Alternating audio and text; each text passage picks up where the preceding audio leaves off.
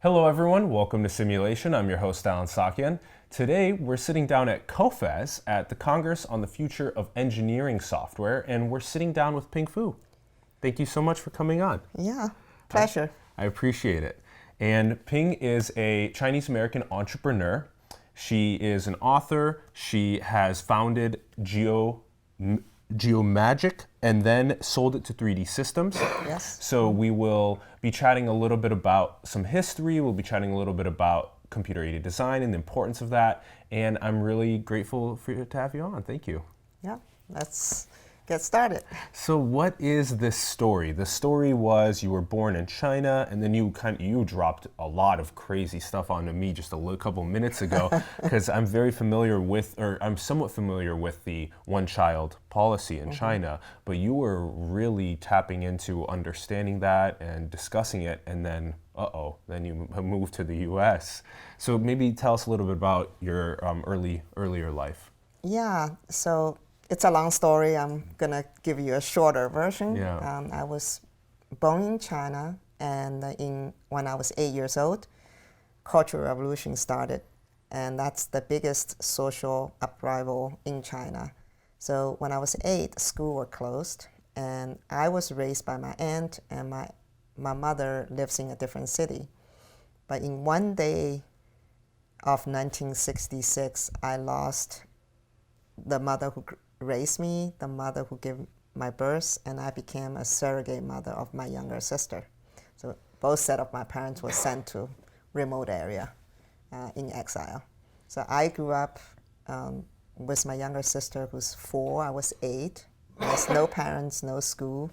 I learned a lot of skills by being just a maker myself. And then Cultural Revolution ended 10 years later. And then I went to college in 1978, studied Chinese literature. Before graduation, I did some research on infanticide, killing of baby girls based on one-child policy. And let's go back a bit to the Cultural Revolution. For those that don't know, can you tell us a little bit about what had occurred that caused you to lose your mother to exile, and that you had to be raised by just you and your sister together at such a young age? What was going on in China at the time? So at the time, Mao was the head of the Communist Party, was losing popularity, and it's kind of a political struggle. And then he enabled all the youths and tell them, you are not the master of the country. And then purged what's called the 5 elements. Those are the people who are educated or entrepreneurs or owns the land, landowners. So anyone who may have been successful through either business or education were purged. And then youth, teenagers, will rise up to run the country. Those are what's called the Red Guards. And so the country being turned upside down, all of the schools are closed, and we didn't know it was going to last for 10 years. We thought maybe tomorrow it'd be back to normal. Few years, yeah. 30 to 40 million people were purged, 3 million people killed.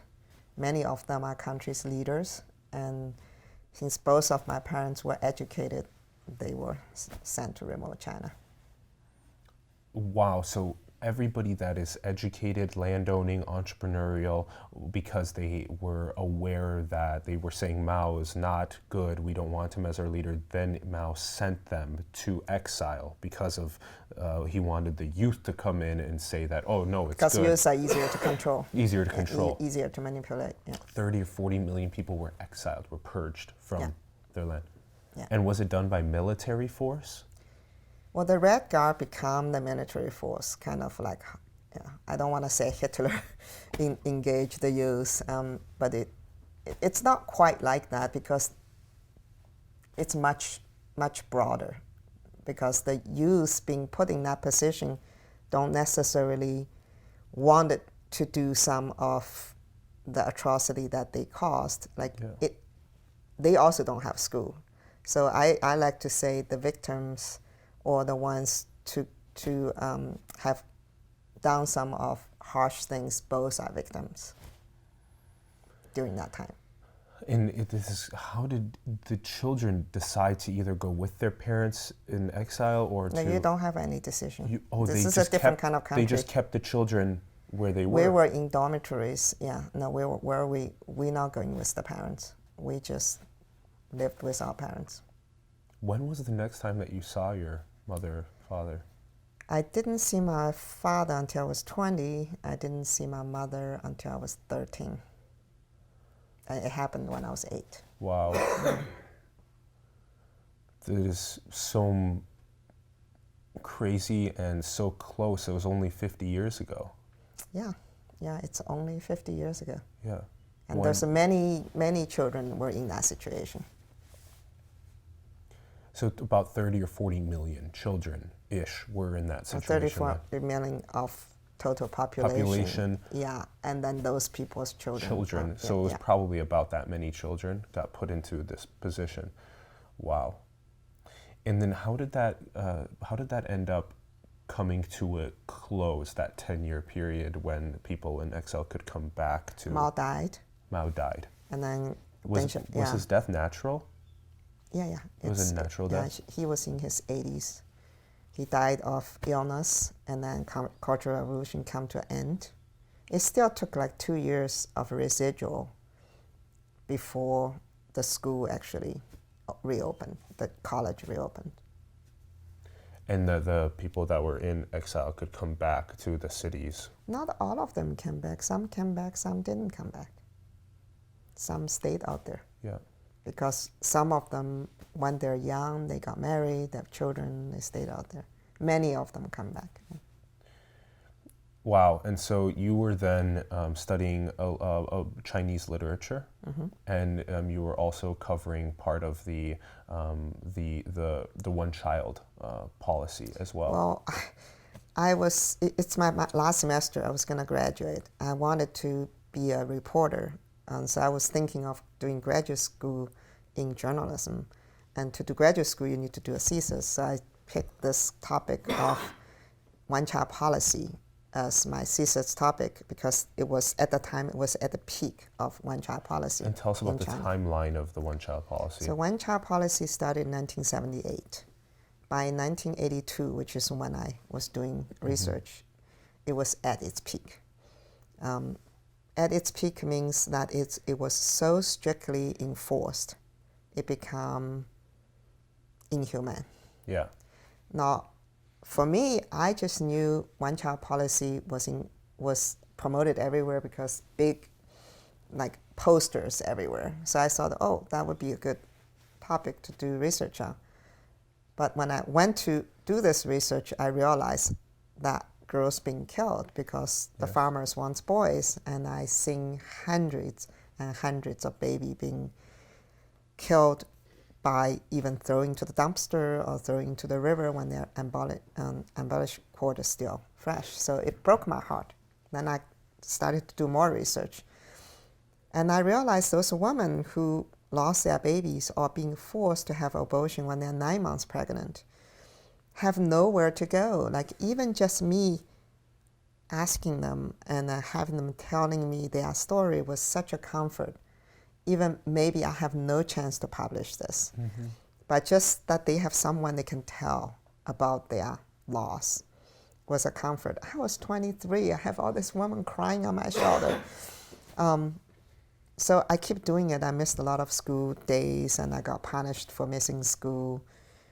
My research was taken away, and I was arrested on campus and put in jail. And I thought I was going to die. But fortunately, Cultural Revolution was over. Mao has died already, and I didn't get killed. I was given the choice of either leave the country or being exiled to a remote area. I thought leaving would be safer. Yes. So I applied many countries, Japan, Hungary, American. Like I got visa to US first. So that's how I landed in US in 1984. So this is So when the Chinese one-child policy started in '78 and it peaked around '82 when there were billboards around showing to only have one kid, families were choosing to have a male child because of agriculture and because of the lineage. You were teaching me as well, because your lineage would stop if you had a female child, because then they would take the last name of the man that they marry. So, and that you had all these cases. This is very important, because we have the example that you listed earlier with your family not actually seeing them for a period of 5 years or 10 years with your mom and dad, and then you have this period of time where you have women that have to give the 9-month-in abortion because they were having a female child. They were crying on your shoulder. They just wanted to talk to somebody about this that was loving and caring for them. These are two very crazy things to have happened to somebody when they were 10 years old, 20 years old. You must have, learned and grown so much from such a young age. Well, I like to say, like, I have this mother instincts, being surrogate mother to my sister when I was 8 years old, getting into mothers crying, losing their baby, and then losing my own mother, somehow developed this empathy and compassion as a mother. And I always felt like being a CEO or being a mother, I would be more proud of being a great mother than being a great CEO. And I also applied a lot of motherhood, like mother's love, mother's tough love, mother's caring, mother's compassion, mother's safe, that kind of principle in my business. It has always been there. And you actually ended up, when you moved to the U.S. later on, you ended up publishing a book about this, Bend Not Break, A Life in Two Worlds. And so this was the book published in 2013, outlining some of the stories from '82 that you experienced, and then that went on until about, you said just last year, the one-child policy came to an end. Came to an end. So 2017. It took until 2017. So that was 40 years? Yeah, almost 40 years. 40 years. And the last time I read, it was that it prevented about 400 million total births was prevented from it. And then you said you were teaching me that it was about there was a major imbalance at that time then between the amount of males that were being born in comparison to women. About 40 million girls are missing. So not all of which were killed, and because after my atrocity of reporting this infanticide and being being kicked out of China, the issue actually came open. The Chinese government didn't want people to kill baby girls either, so they actually opened the door for adoption. And so 40 million girls missing in terms of imbalance, many of them were adopted. And there were still several million killed as well. There's at least 4 million plus. 4 million plus killed. And then the 30 or so plus million that went out for adoption were to other countries or other countries. And then that would enable your family to try for a boy then, to try having a boy. Well, I think it's better than being killed. So I feel like even though that I was got in trouble for that, I feel a sense of pride of having a lot of girls being saved, their life being saved because of that. What was the enforcement like? How did they know? Oh, that's a really good question. So one of the things in China is neighborhood watch. So everybody watches everyone. By '82, when I was, say it's in its peak, women actually have to be checked that they have period. And so there are some women who cheat, and then they would use somebody else's period to show that they have period, they're not pregnant. Oh my gosh. And so they would actually have, it was one of the things outraged the Chinese because I wrote about the finger check. Like you have to use your own finger to show that you have a blood. With your fingerprint. No, you touch yourself to show your period, because otherwise they cheat. They show a pad that's not theirs to show they're not pregnant, and they're not pregnant. So this is what I mean by being in the peak. You have to submit yourself to do a check that you physical every check month with a doctor that was on the neighborhood just watch. a neighborhood, doesn't have to be doctor, just neighborhood watch. So I wrote about that, and then the people, the propaganda office come to attack me, and they used this example, and then the entire nation was angry. They think I shamed them, but this was the truth. It happened. Yeah. Yeah.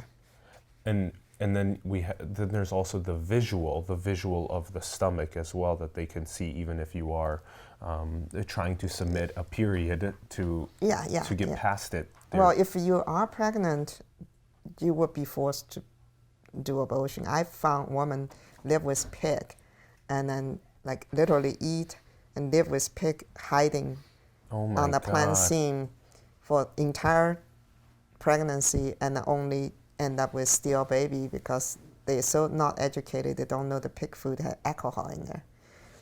Like sad stories.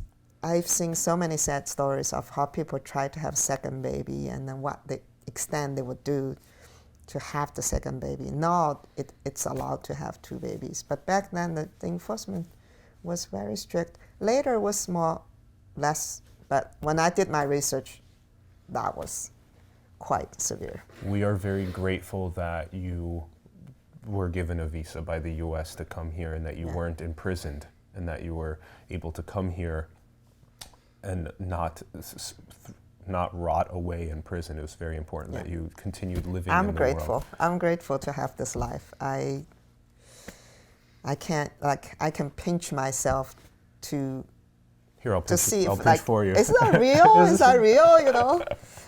Yeah. Okay, and then you come to the United States, and then how did you get involved in computer-aided design and engineering? How did this all Well, I started with computer science, right? Because I didn't have enough English to study Chinese literature, and I found computer science, and the person who explained to me said, oh, literature is writing essay for people to read, and computer science is writing code for people to use. Yeah. I was thinking, I'm a pretty good writer and I can do this. And then I realized it has nothing to do with writing. So I told myself, I have to inspire myself to continue. I said, okay, I'm writing the code for the future not yet imagined. So that seemed like a good inspiration. Yes. So I continued in writing computer the science. Code for the future not yet imagined. Yeah. Yes. So that's how I like inspired myself to continue to write the code. Today, I would tell people writing code is also writing. Yes. We all learn read and write, as soon as we get to kindergarten. And don't be scared of writing code, because it's just a form of writing. And that makes it less nerdy. It's just a form of writing. It's just a form of writing. Yes. It really is. Yes. Actually, for people to use. Who write code are very creative. Yes, absolutely. Yeah. And so then continue on this journey. You were inspired to write code for people to use. Yeah. So when I gone through school, I worked because I have to pay all state tuition. I have no parents, no friends here. Where were you at the time? I was initially studied in University of New Mexico, and that was when I studied as English as second language. Then I went to University of California, San Diego for computer science. Okay. And graduated there. While I was in San Diego, I met an entrepreneur.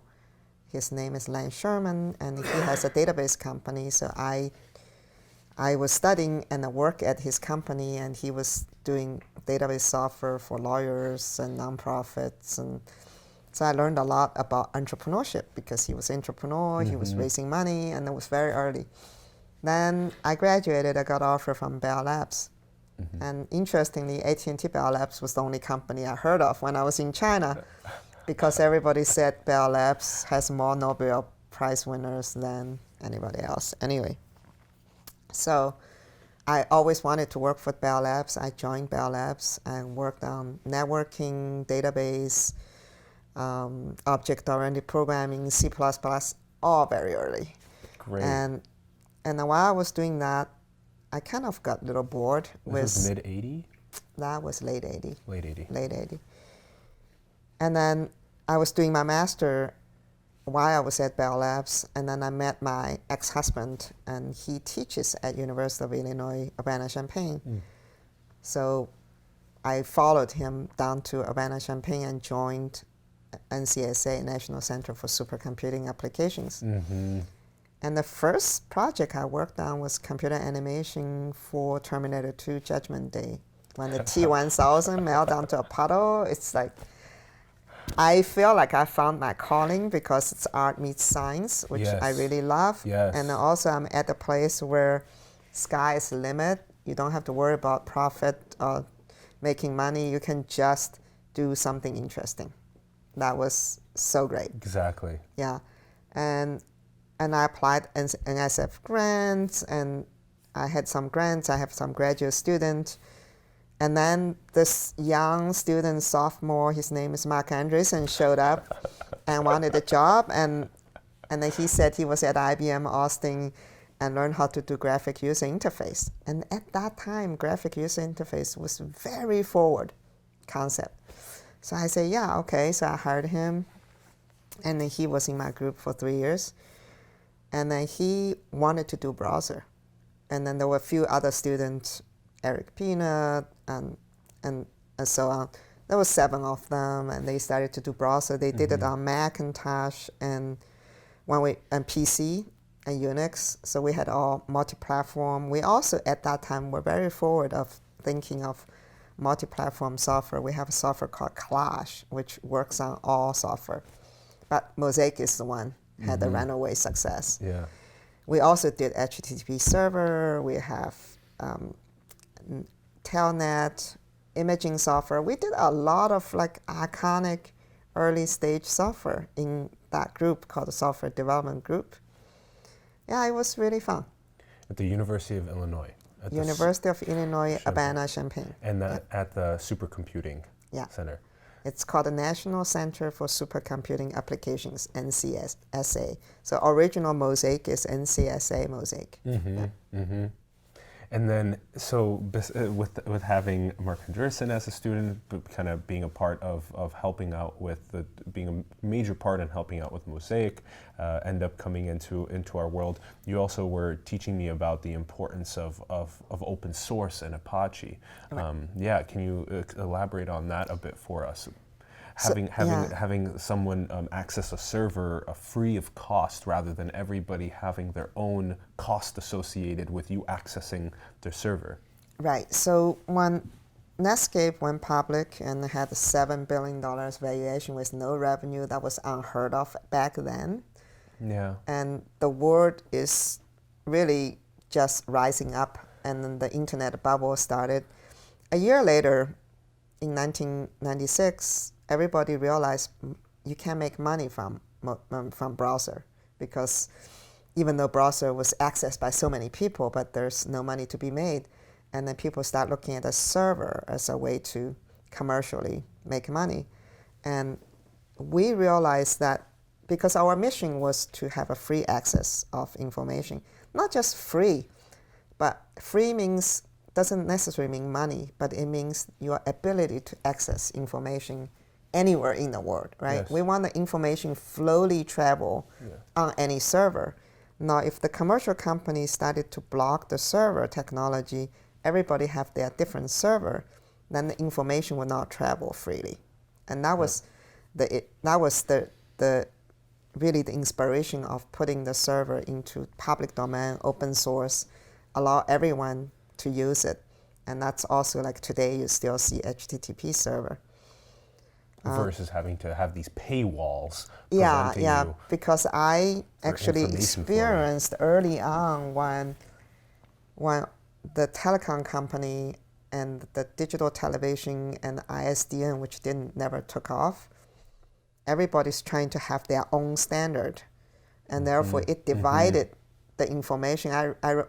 We don't do that anymore. I remember back then when I traveled from here to Europe, I need a different SIM card. If I travel to Japan, the phone wouldn't work. Correct. Unless I have a different SIM card. Yeah. So now actually we don't need to do that anymore.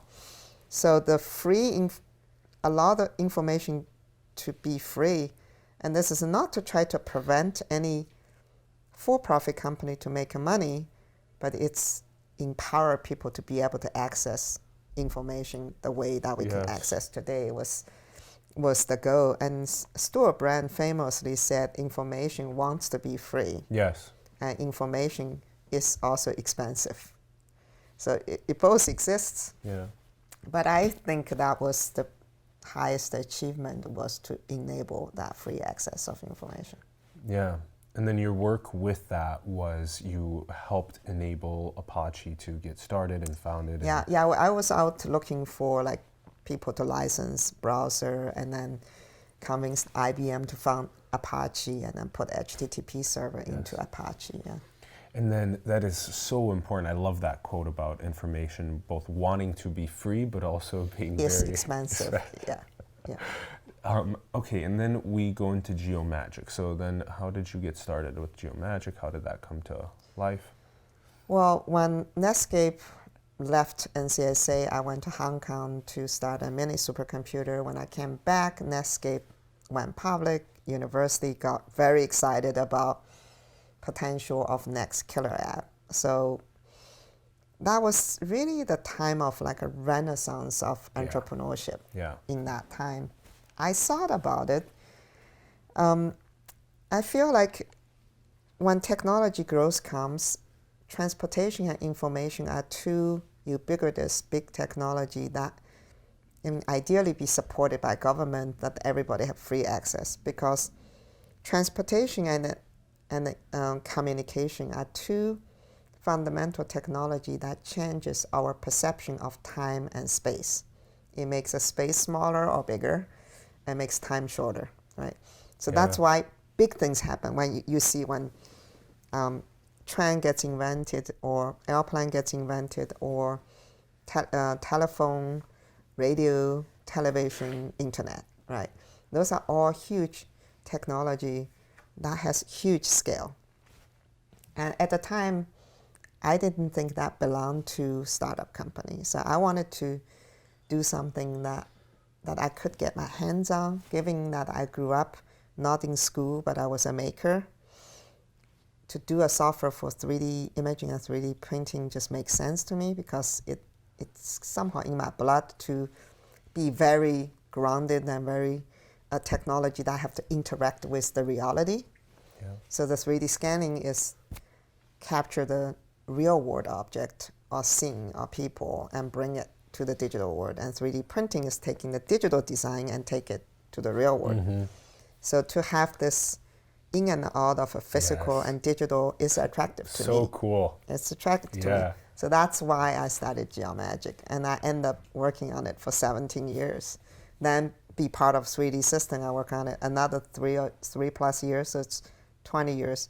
Yeah. In my life, I have always made drastic change every 10 years. This is the longest. Yeah. And it's longest also because every stage changes. When you have a startup company, when you have a grown-up company, then you have a bigger company, then you have a public company. I learned so much in that journey.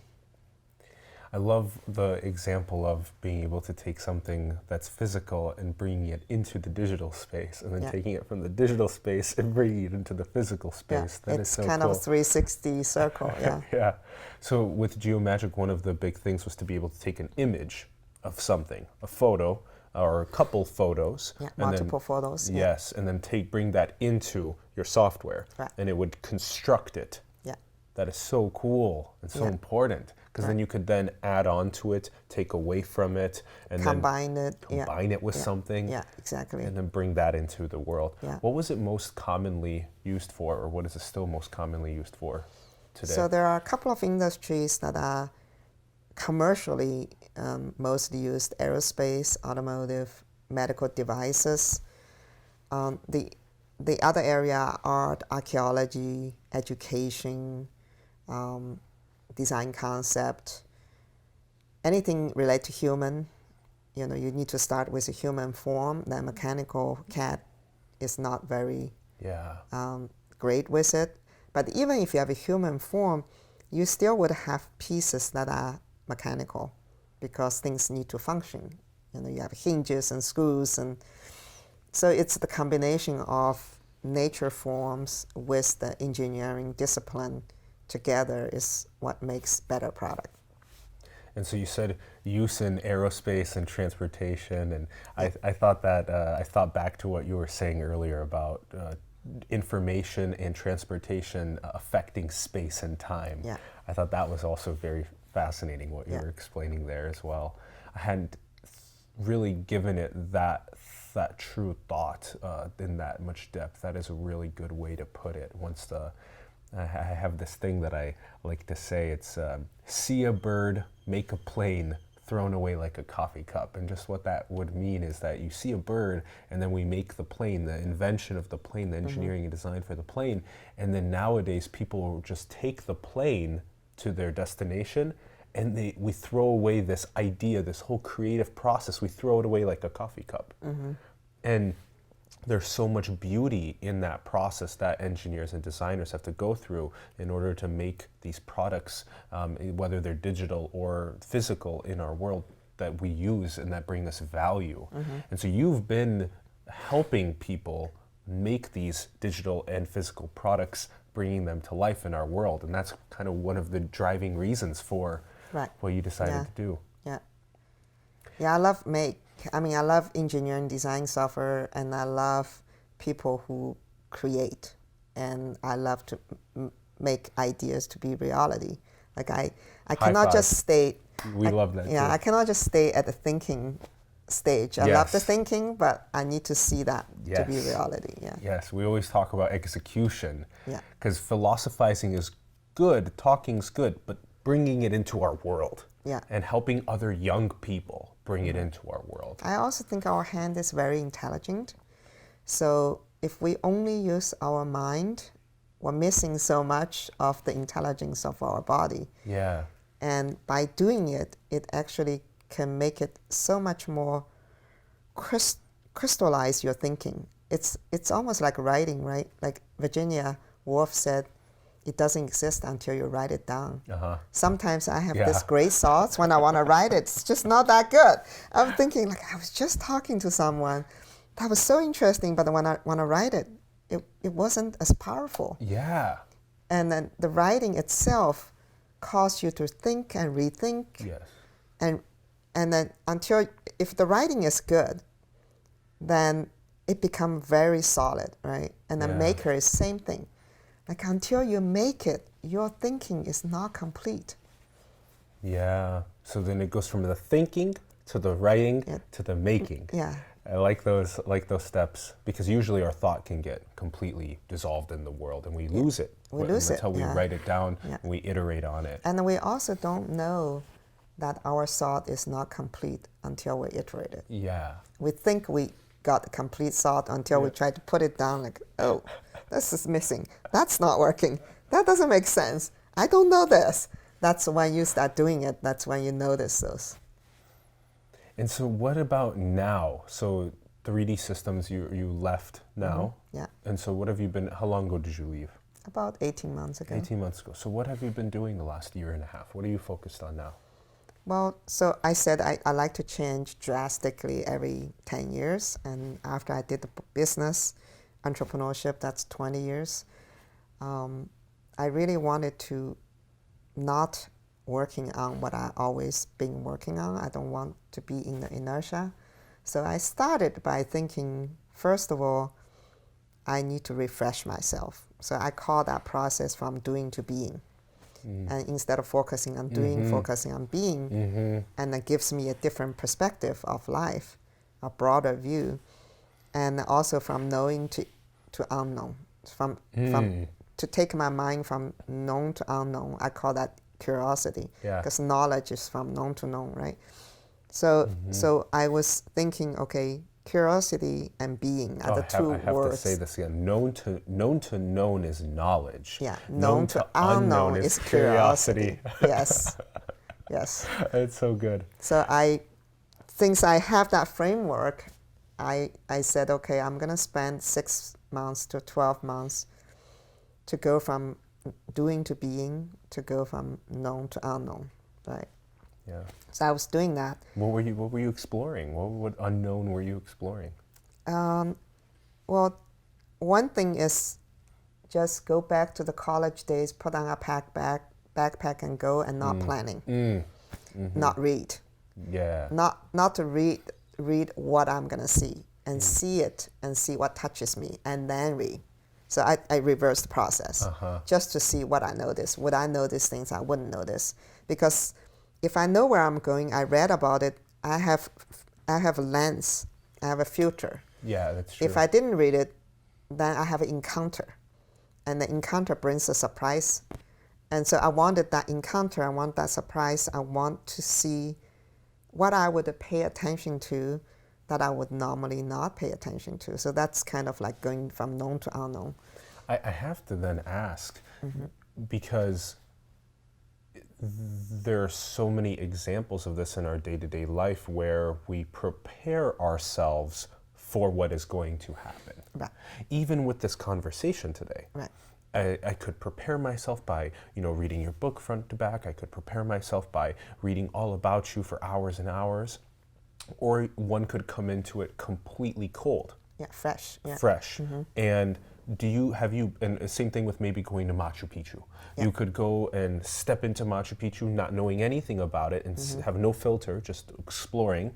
Or you could go and read all about it, watch so many videos, and then go and know kind of where you want to look, what you want to do. What have you found to be the balance between those two dichotomies? What's good there? Really good question. I think you notice different things. Both have its advantage and disadvantage. And then I have always been a brainy person. And I have always been like very thorough in study and research and data analysis, all of that. So I just force myself to do the opposite. It's not necessarily better, it's just different. And it's different in a way that it allows me to have my brain and eye open to things I would otherwise not notice. It's about going from known to unknown, right? I want to be in the space of unknown. I want to be in the space like I'm 18 and 20. I have no idea what life is in front of me, but I'm full of hope, right? Full of ideas, full of imagination, and then go out to the world like that and see what I find. So that was one. That was not about whether or not I would discover something, but it's more about behavior change. It's more about how do I change my own behavior so that I'm not always in an inertia. So that was like just change yourself doing that. And I also promised myself the first 6 months I will not do anything that I've done before, and I will not visit any place I've been before. So That's it's good. like all this, like putting you into the unknown. How did you not blink or breathe? Because you did those things good. before. I realized I couldn't. Right?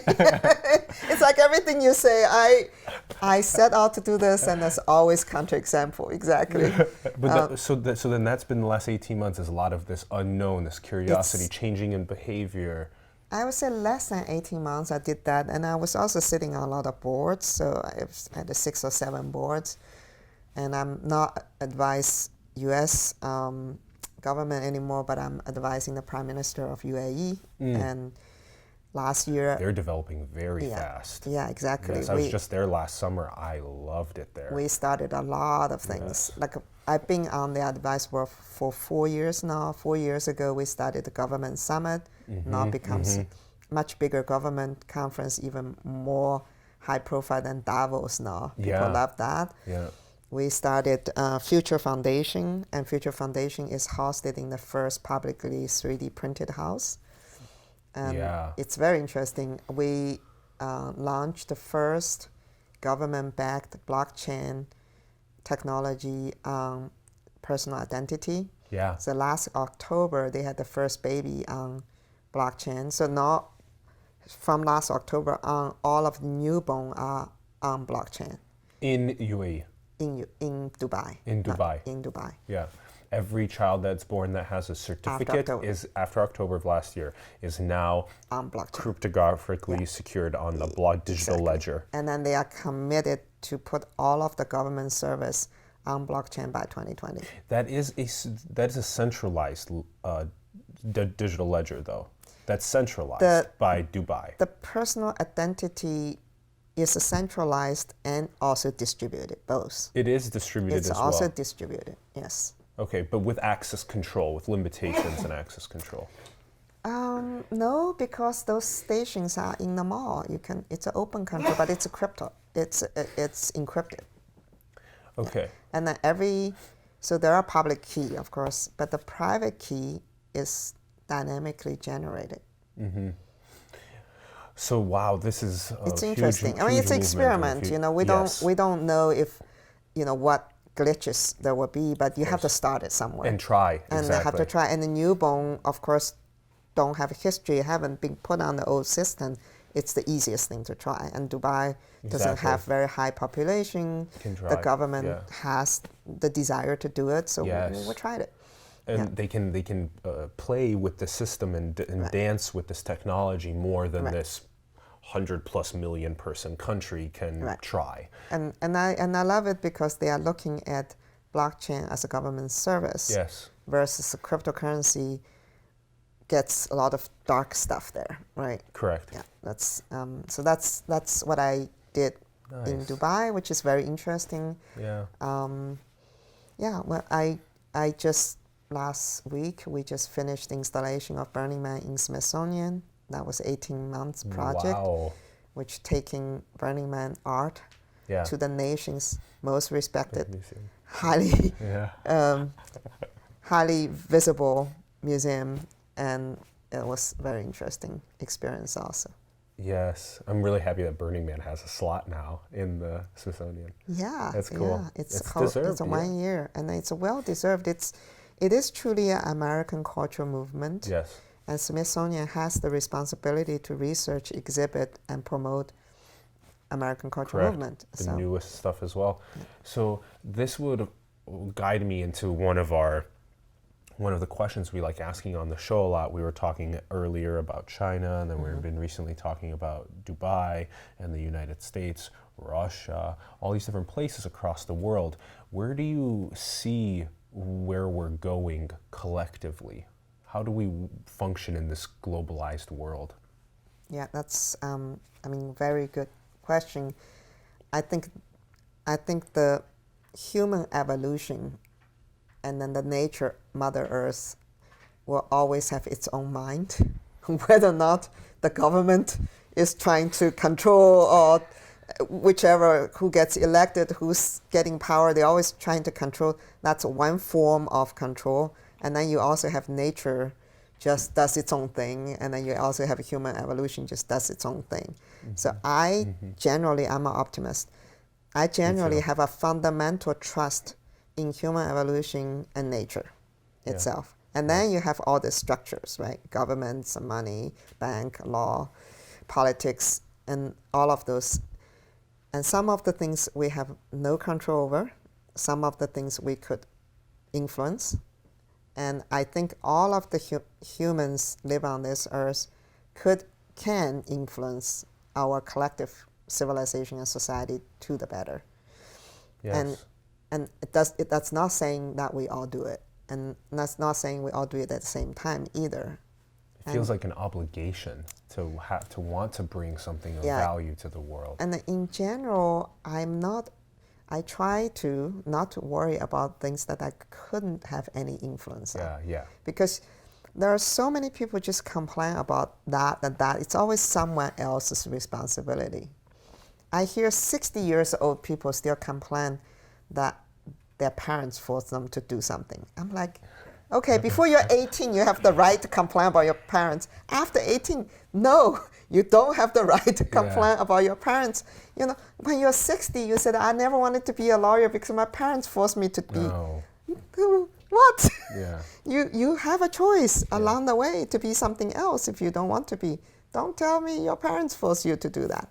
So we all have ways to influence how our life to be and how things around us. But mostly we have influence to ourselves. We decide how we feel, what we do today, what contribution we want to make. We definitely have influence on our own action. I always hear people say, oh, I'm too busy to do this and that. Being busy is not a choice. Being busy is a decision you already made. And priorities are as well. What we're prioritizing. If you're too busy, you already made that decision. It's not even a choice because you can have a choice not to be busy. Right? So why do you complain about your own choice? Yeah.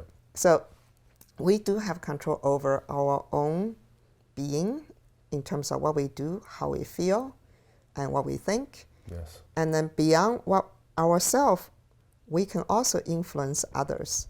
But we influence others only in the way of who we are. Yeah. If I'm a happy person, I can give happiness to others. If I'm not happy, I can't. Yeah. If I am a person who creates value, I can share that value. Yes. If I don't create a value, I only suck value from somebody else, right? Yes. So it's one of the things we do have control is ourselves. And then I don't want to underestimate a person as a seed, like can influence a lot of things around you. Absolutely. But that seed have to be a healthy seed, yes. Yes. To secure your own oxygen mask. Yeah, before you have to be healthy seed people. to be able to, and then seed, grow into tree or plants, and they give more seeds. And they give, they give shades, they give oxygen, they give a lot of things. So it's like the inner meditation management, inner self first, and then be healthy seed and go and help other seeds be healthy. And you would say that trusting in the optimism of the natural evolution of after you become healthy and bring value to the world, show that you bring value to the world, that would be healthy evolution. I think that is much bigger than us or government. There's a Hitler that's gone, right? Yeah. There's a lot of bad things happened. Mao. Mao or yellow fever. Yes. We evicted Polio. a lot of diseases. So those things going to happen. But I think the nature, the mother nature and the human as a collective species are far stronger than much of those negative force. And if we're not, we will be eliminated. We'll be dinosaur. So we better, as a collective species, work together and making tomorrow better than today. High five again. That was beautiful. Yes. And that also has so much to do with what you're doing today with building some sort of value of leveraging computer design and engineering, helping other potentially kids around the world get really excited about taking an image of something, bringing it in, adding things to it, taking away from it, and building the future, building some sort of additive value for the world and working together as a collective. Do you think that we're alone in the cosmos? We're not alone in the cosmos. We are certainly a positive force in the cosmos. I mean, if you think about engineers, whether or not the people who are making things that benefits humanity or people make tools so that engineer can make things that benefits humanity, there are a smaller group of people who have the capability and being trained to create. And this is one of the reasons why I've been in this community for a very long time. It is because this is a creative force. And creative force amplifies great things in the world. And I hope that people working in this field or people who use tools, the people who create tools and people who use tools recognize that they are the force of fundamental human condition. Yes. Right? We are making the fundamental human condition better. Yes. And then so that they would lift their head away from the computers from time to time and take a deep breath and be proud of what they do. And also going out there to see the world, to interact with people, to really understand what makes our civilization, our species better, and really making tools, evolve those tools to make it better. And this is why I said things like, imagination, audacity, right? Collaborative. Yeah, those are all the concepts that we need to keep pushing. What are these fundamental truths and pushing them forward into the future? Right. Do you think we're in a computer simulation, Ping? That's a really good question. I really think that our entire universe is in a computer simulation now. Maybe I couldn't say that 100 years ago, but now, you cannot separate our physical life from a digital life anymore. We can't, because every day those data are going everywhere. Right?